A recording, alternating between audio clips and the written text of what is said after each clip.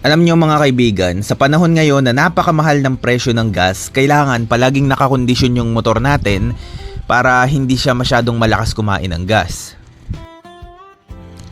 Isa sa dahilan kung bakit lumalakas sa kain ng gas yung ating mga motor maaaring dahil madumi na yung kanyang air filter.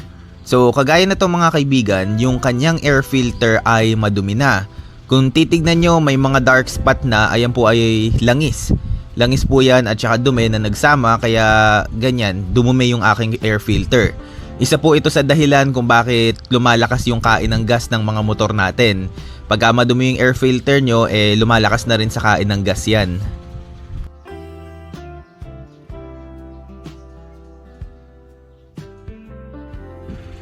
Malaki po ang nagiging epekto ng maduming air filter dahil ito po ay direktang nakakaapekto sa airflow ng ating karburador. Pagka po madumi yung air filter natin at choke po yung ating karburador, kaya naman konti yung hangin na pumapasok pero yung gasolina na pumapasok sa ating engine ay marami.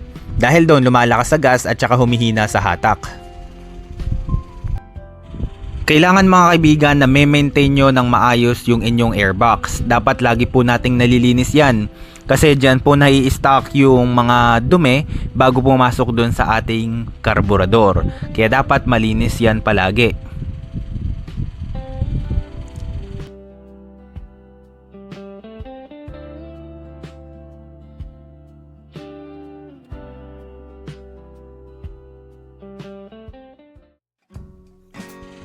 Karamihan ng mga motor ay pinapalitan lang yung kanilang mga air filter. Pero may mga motor na kagaya nito na pwedeng hugasan at labahan yung kanyang air filter. Kaso nga lang mga kaibigan, pagka tayo po ay maghuhugas or maglalaba ng ating air filter, mas maganda po na sabunin muna natin ng bareta bago tapos sabunin din natin ng liquid soap. Kasi po mga kaibigan, yung bareta ay nagiiwan ng mga dust, ng mga soap dust dun sa ating air filter na hindi makabubuti para dun sa ating makina.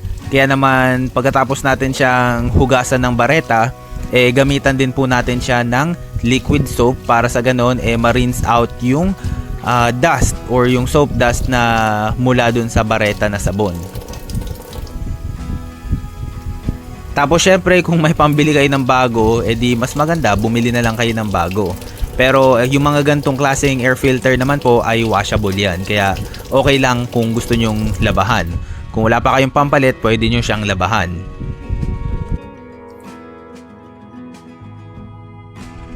Tapos syempre bago nyo siya ikabit, patuyuin nyo muna siya ng husto. Kasi mga kaibigan, hindi rin maganda kung ikakabit nyo ng basa. Kasi hihigop ng tubig yung karburador natin. At hindi rin yun makakaganda. Hindi yun makabubuti para dun sa ating makina.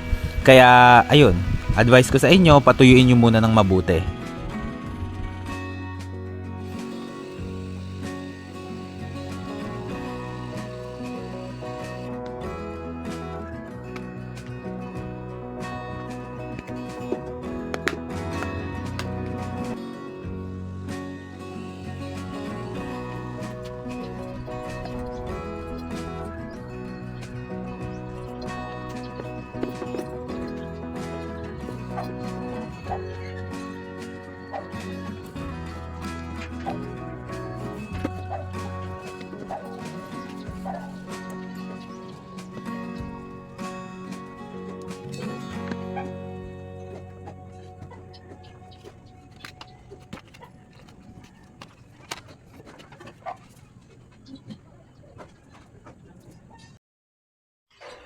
Sa huli mga kaibigan, hindi man natin kayang kontrolin yung presyo ng gas, at least kaya naman natin kontrolin yung konsumo ng gas ng mga motor natin.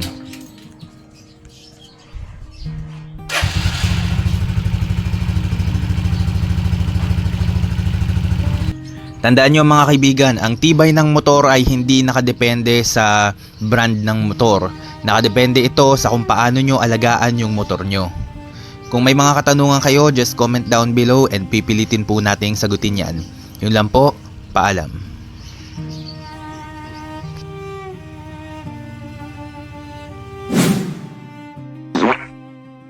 Uh-oh.